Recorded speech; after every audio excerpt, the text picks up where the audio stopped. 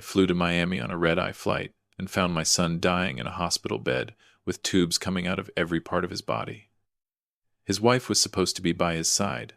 Instead, she was 60 miles away at a private beach house, throwing a party with her personal trainer. What I did over the next 6 hours made her wish she had never heard my family's name. My name is Marcus Blackwell. I am 67 years old. For 40 years, I built one of the largest commercial real estate empires in Chicago. I retired 5 years ago thinking I had earned my peace. I thought I could spend my remaining years watching my grandchildren grow, playing golf on Sundays, and letting the world forget how ruthless I could be when provoked. I was wrong.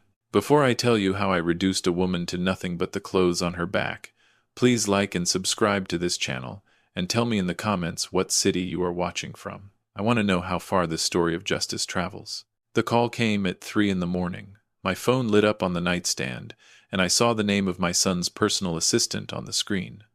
That alone told me something was catastrophically wrong. Daniel would never have his assistant call me unless he couldn't do it himself. I answered, and the voice on the other end was trembling. "Mr. Blackwell," she said, "your son is in the ICU at Jackson Memorial. They found him unconscious in his office this afternoon. His organs are failing. The doctors say it looks like some kind of poisoning. You need to come now." I was on a plane within the hour. My private jet cut through the darkness toward Florida while I made phone calls. I called the hospital. I called Daniel's doctor. I called everyone except the one person who should have been there, his wife, Vanessa. I tried her number 17 times during that flight. Every single call went straight to voicemail. I told myself she was probably at the hospital, too distraught to answer. I told myself she was holding his hand and praying. I told myself the lies that fathers tell themselves when they don't want to face the truth about the people their children married. The automatic doors of Jackson Memorial opened at 6:43 in the morning. I walked straight past the reception desk because I had already called ahead. My security team had the room number. I moved through those sterile hallways with the kind of focused determination that used to make corporate lawyers cry. Room 712. I pushed open the door, and my heart stopped. Daniel, my only son, the boy I had raised alone after his mother died of cancer when he was 12, lay motionless on the bed. His skin had a grayish tint that I had only seen once before, on his mother's face in her final hours. Machines beeped and hummed, keeping him alive through sheer mechanical will. But it wasn't the sight of my dying son that made my blood run cold. It was the empty chair beside his bed. There were no flowers in the room, no jacket draped over the back of a seat, no half-drunk coffee cup on the tray table, no sign that anyone who loved him had been there at all. His wife was nowhere to be found. A nurse walked in behind me, a tired woman in blue scrubs carrying a clipboard. She looked at me with the practiced sympathy of someone who delivers bad news for a living. "Are you family?" she asked. "I am his father." "Where is his wife? Where is Vanessa?" The nurse hesitated. In my experience, hesitation always means someone is about to tell you something you don't want to hear. "Mrs. Blackwell left around 8 last night," she said carefully. "She said she needed to go home and get some rest. She said the stress was too much for her. She promised to come back this morning. But we haven't seen her yet." I looked at my watch. It was almost 7 in the morning. Vanessa had been gone for 11 hours, while my son lay dying. I pulled out my phone and dialed her number again. This time, someone answered. But it wasn't Vanessa. A man's voice came through the speaker. It was deep and relaxed, the voice of someone who had just woken up from a very comfortable sleep. "Hello?" I kept my voice level. I didn't give him the satisfaction of hearing my anger. "Who is this?" I asked. There was a pause, then a muffled conversation in the background. I heard Vanessa's voice, high-pitched and annoyed, saying something I couldn't make out. Then the man spoke again. "Sorry, wrong number." He hung up. I stared at the phone. I stared at my dying son. I stared at the empty chair. And something inside me that had been dormant for 5 years woke up with a vengeance. I didn't scream. I didn't throw the phone against the wall. That's what amateurs do. That's what people do when they've already lost control. I am Marcus Blackwell. I don't lose control. I take it. I walked over to my son's bed and took his cold hand in mine. "I don't know if you can hear me, Daniel," I whispered. "But I promise you, if she did this, If she's responsible for what happened to you, I will destroy her so completely that people will forget she ever existed. I kissed his forehead, and then I went to work. The first call I made was to Harrison, my personal attorney for 30 years. He answered on the second ring, despite the early hour. That's what a $10 million retainer buys you. I need everything, I told him. Financial records, phone records, property deeds, insurance policies. I want to know every cent that flows in and out of my son's accounts. I want to know who Vanessa has been talking to. I want to know where she's been for the past 6 months. And Harrison, I want it by noon. He didn't ask why.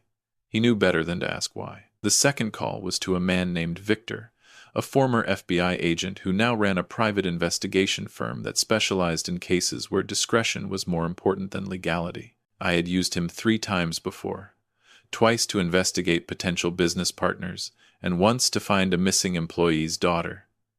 He had never failed me. Victor, I said, I need a team in Miami. My son is in the hospital. His wife is missing. I need to know where she is and who she's with. I need surveillance. I need everything recorded, and I need it now. Send me the address, Victor said. I'll have eyes on her within the hour.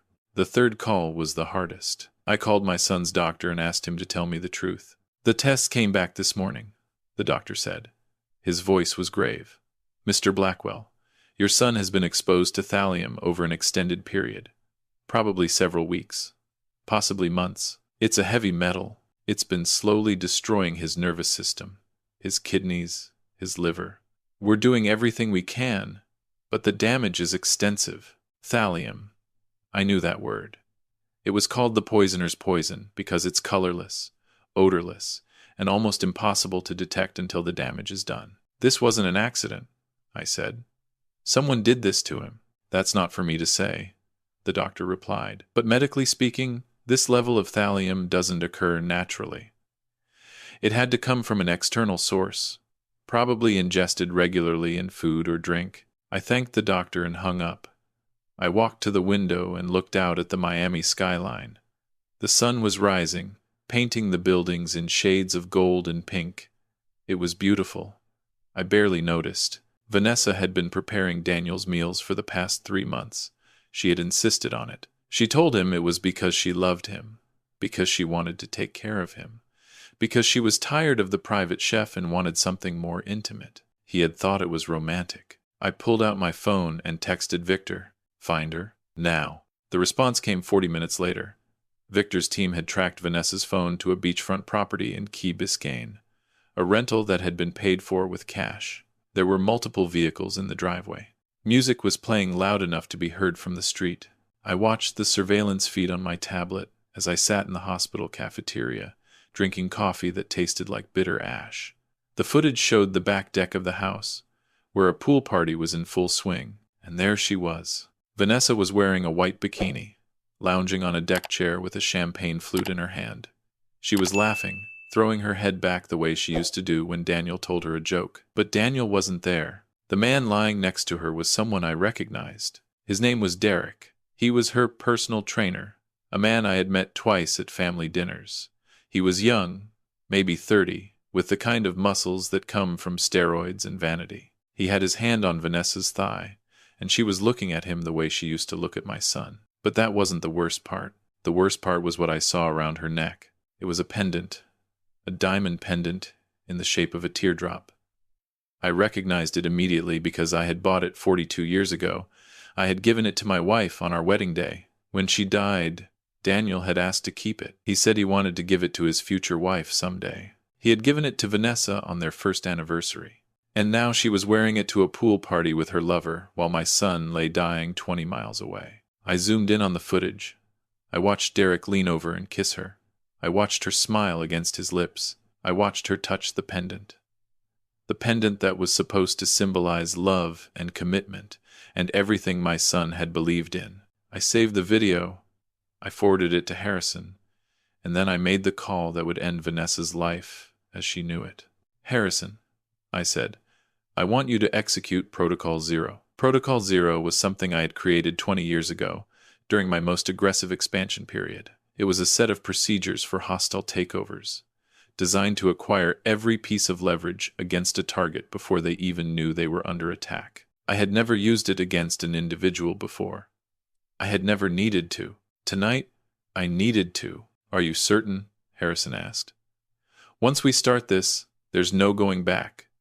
We're talking about financial annihilation. I looked at the surveillance feed. Derek was refilling Vanessa's champagne glass. She was laughing, carefree, while machines pumped air into my son's lungs. I'm certain, I said. Buy everything. Her credit card debt, her car lease, any personal loans she has. Find out if there are any liens on the beach house my son bought her. Find out about their joint accounts. I want to own every dollar she thinks she has. What about the condo in Brickell? Harrison asked. The one in her name? Especially the condo, I said. Daniel put up the collateral for that mortgage. If there's any way to accelerate the debt, do it. I hung up and looked at my son's still form on the hospital bed monitor that Victor had hacked into. The machines beeped steadily, marking each moment he clung to life.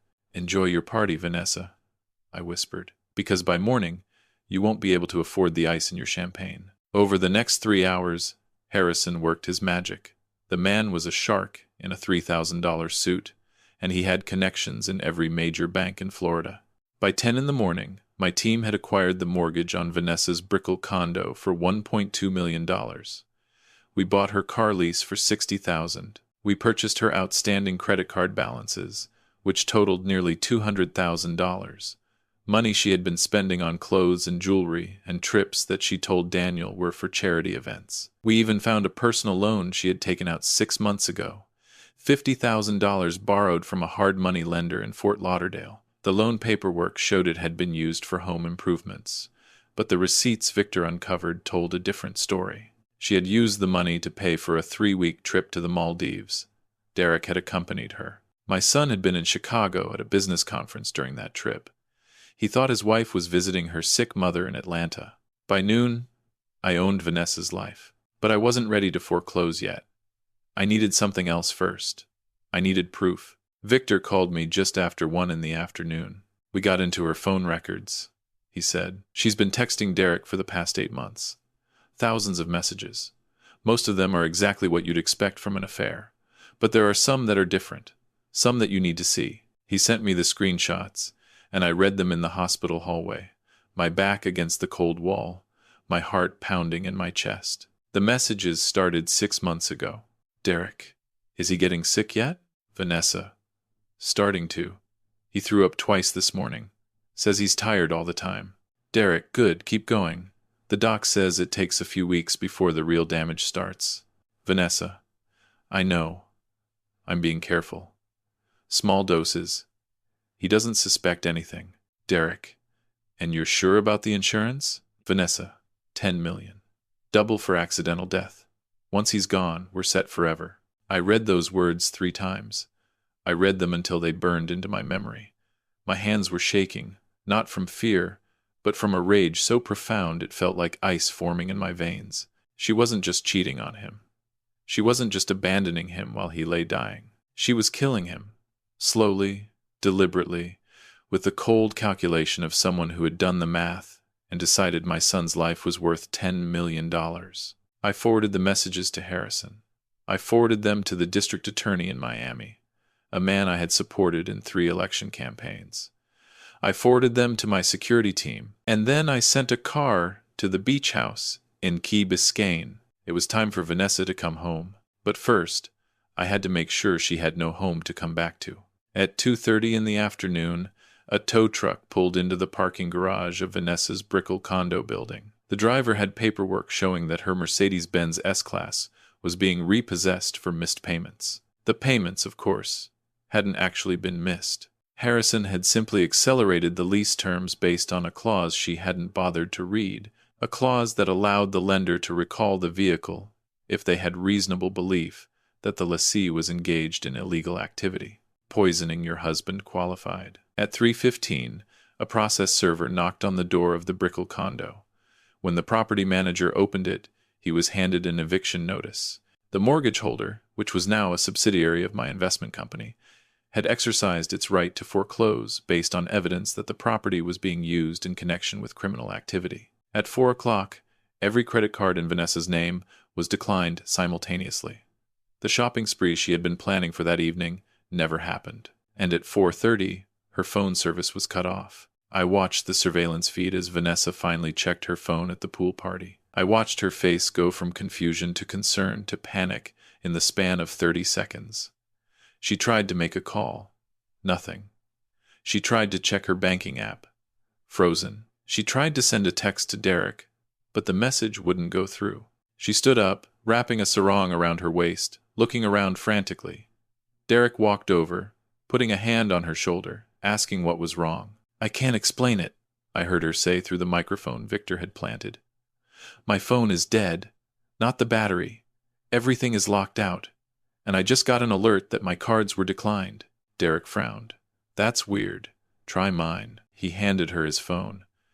She dialed her bank. I listened as the automated system asked for her account number and then informed her that her account had been frozen pending investigation. The color drained from her face. "This can't be happening," she whispered. "This can't be happening." Oh, but it was happening. And it was only the beginning. The real show started at 5 o'clock, when 2 black SUVs pulled up to the beach house. Victor's team was in the first vehicle. The Miami-Dade County Sheriff's Department was in the second. I wasn't there in person. I was still at the hospital, sitting beside my son's bed, holding his hand while the monitors tracked his vital signs. But I watched everything through the surveillance feed, and I felt a cold satisfaction spread through my chest. Vanessa came to the front door wearing a silk cover-up, her champagne glass still in her hand. She looked annoyed at first, probably thinking it was a noise complaint from the neighbors. Her expression changed when she saw the deputies.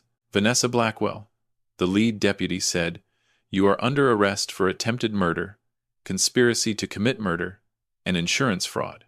You have the right to remain silent. Anything you say can and will be used against you in a court of law." Vanessa dropped the champagne glass. It shattered on the tile floor, the expensive liquid pooling around her bare feet. "What are you talking about?" she screamed.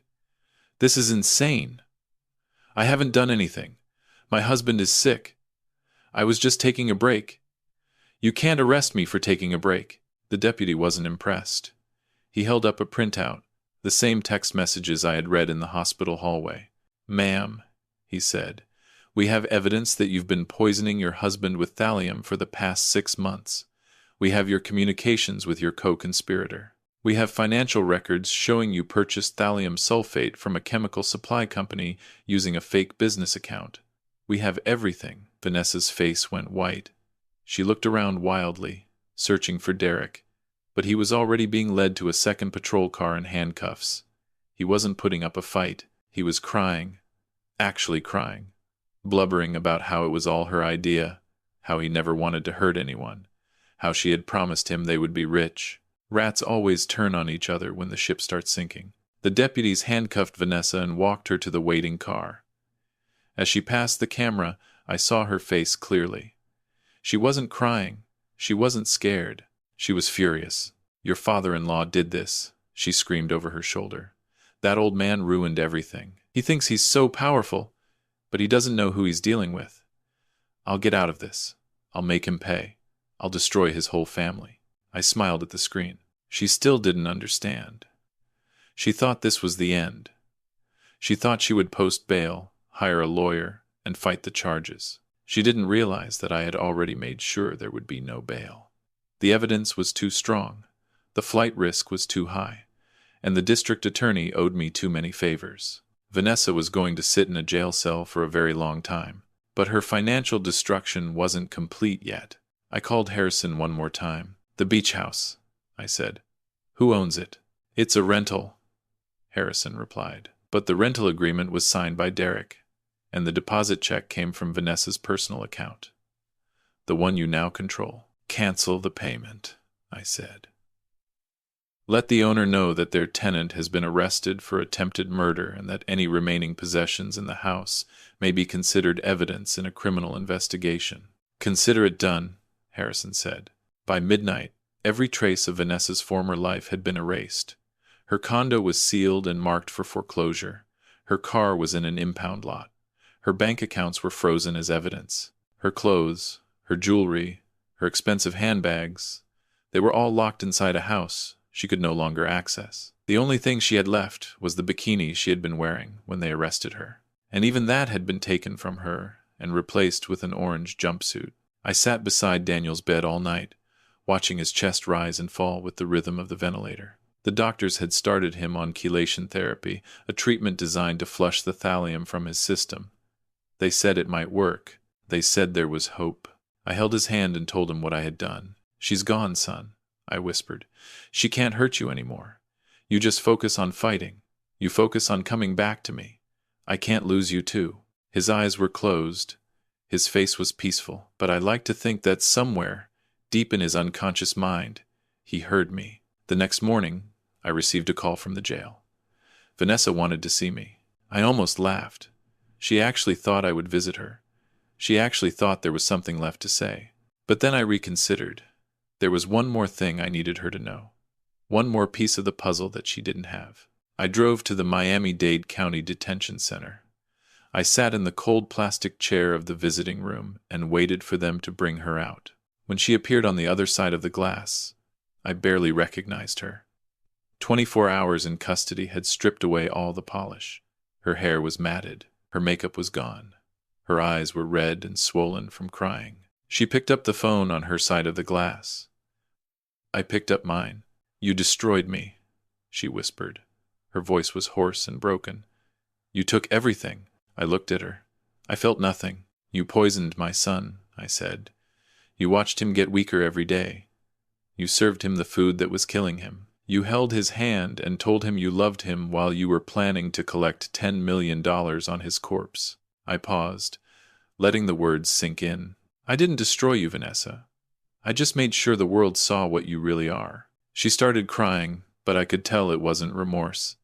It was self-pity. It was the tears of someone who was angry that they got caught. "I loved him," she sobbed. "In my own way, I loved him. It wasn't supposed to go this far. Derek pushed me. He said it would be easy. He said no one would ever find out."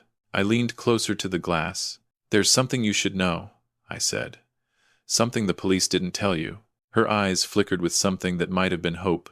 She probably thought I was about to offer her a deal, a way out, a lifeline. I smiled, and it was not a kind smile. "The doctors ran additional tests on Daniel yesterday," I said. "They found something unexpected, something that changes everything." "What?" she asked. "What did they find?" I let the silence stretch for a moment. "He's going to live," I said. "The chelation therapy is working. His kidney function is improving. His liver enzymes are stabilizing. The doctors say he'll make a full recovery." Vanessa's face went through several emotions at once. Relief, confusion, then finally cold terror, as she understood what this meant. "He's going to testify against you," I continued. "He's going to sit in that courtroom and tell the jury exactly what you did to him. He's going to describe every meal you prepared, every symptom you ignored, every lie you told." I stood up, ready to leave. "You didn't just fail to kill him, Vanessa. You created the witness who's going to put you away forever." I started to hang up the phone, but she screamed something that made me stop. Wait. There's something else. Something you don't know." I looked at her through the glass. "The baby," she gasped. "I'm pregnant. It's Daniel's baby. You can't do this to me. You can't send the mother of your grandchild to prison." I stared at her for a long moment. Then I sat back down. "I know about the pregnancy," I said quietly. Her eyes widened with surprise. She hadn't expected that. "The police took a blood sample when they processed you," I explained. "Standard procedure. The results came back this morning. Yes, you're pregnant, about 8 weeks along." She smiled. A desperate, triumphant smile. The smile of someone who thinks they've found their escape hatch. "So you see," she said, "you can't destroy me. You can't take away the mother of your grandchild. Daniel would never forgive you." I nodded slowly. "You're right," I said. "Daniel would never forgive me for hurting the mother of his child. If it were his child." Her smile froze. "The blood test showed something else," I continued. "The doctors ran a genetic marker screen as part of the prenatal workup. Standard procedure for high-risk pregnancies." I paused. "The baby isn't Daniel's," I said. The genetic markers don't match. The father is someone else. My guess would be Derek, but I suppose we'll find out during the trial. Vanessa's face crumpled. The last card she had to play, the last weapon in her arsenal, had just been taken from her. You thought you could use a baby to escape justice, I said, standing up again. You thought motherhood would be your shield. But even that was a lie. Everything about you is a lie. I hung up the phone. I walked toward the exit. Behind me, I heard her screaming, banging on the glass, calling my name. I didn't look back. 6 weeks later, I wheeled Daniel out of the hospital. He was thin and pale, but he was alive. The doctors called it a miracle. I called it stubbornness. The Blackwell men don't go down easy. We flew back to Chicago together. I set him up in my guest house so I could keep an eye on his recovery. We spent long nights on the porch, drinking bourbon and watching the sunset over Lake Michigan. He didn't talk about Vanessa, not at first. The wounds were too raw, but eventually, one evening, when the sky was painted orange and pink, he turned to me and asked the question I had been waiting for. How did you know, Dad? I took a sip of my bourbon. I didn't know, I admitted. Not until I saw the empty chair. Not until I heard the man's voice on her phone. But once I started looking, once I started digging, the truth was everywhere. She wasn't careful because she didn't think anyone was watching. He nodded slowly, staring at the horizon. I loved her, he said. I really did. I know, son. She was going to kill me for money. She was going to cash in my life insurance and run off with her personal trainer. And I never saw it coming. I put my hand on his shoulder. That's not your fault, I said. When you love someone, you want to believe the best in them. That's not weakness. That's humanity. He turned to look at me, his eyes wet. How do I trust anyone again? He asked. How do I ever let someone in after this? I thought about the question for a long moment. I thought about his mother, the woman I had loved with everything I had. I thought about how she had trusted me completely, and how I had spent every day of our marriage trying to be worthy of that trust. You don't stop trusting, I said finally. But you pay attention. You watch for the signs. And if something feels wrong, you don't ignore it. You dig. You investigate. You protect yourself. I looked at him. And if someone betrays you despite all of that, you don't waste time on grief.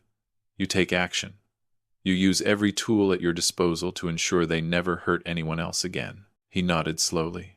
Is that what you did? He asked. You took action? I finished my bourbon and set the glass down. I took everything she had, I said. Her money, her property, her freedom. I made sure the world knew exactly what she was, and I made sure she would never hurt our family again. He was quiet for a moment. Thank you, Dad. I squeezed his shoulder. That's what fathers do. Vanessa's trial began 3 months later. The prosecutor presented overwhelming evidence. The text messages, the financial records, the thallium purchases, the testimony from medical experts who explained exactly how she had been slowly poisoning her husband. Derek turned state's witness in exchange for a reduced sentence. He told the jury everything, how Vanessa had approached him with the plan, how she had researched the poison online, how she had calculated exactly how much to use to make it look like a natural illness. Vanessa tried to claim she was a victim. She tried to say Derek had manipulated her. She tried to say she was mentally ill, that she hadn't understood what she was doing. The jury didn't believe her. She was convicted on all counts. Attempted murder in the 1st degree, conspiracy to commit murder, insurance fraud. The judge sentenced her to 45 years without the possibility of parole. I was in the courtroom when the verdict was read. I watched her face as she realized that she would spend the rest of her life in prison. I watched the hope die in her eyes. She looked at me across the courtroom. There was hatred in her gaze, pure and undisguised. I smiled at her. Then I stood up, buttoned my jacket, and walked out into the Florida sunshine. That was 2 years ago. Today, Daniel is fully recovered. He runs the family business now. He remarried last spring, a woman he met at a charity event, a pediatric surgeon who spends her weekends volunteering at free clinics. She doesn't care about his money. She cares about him. They're expecting their first child in November, a boy.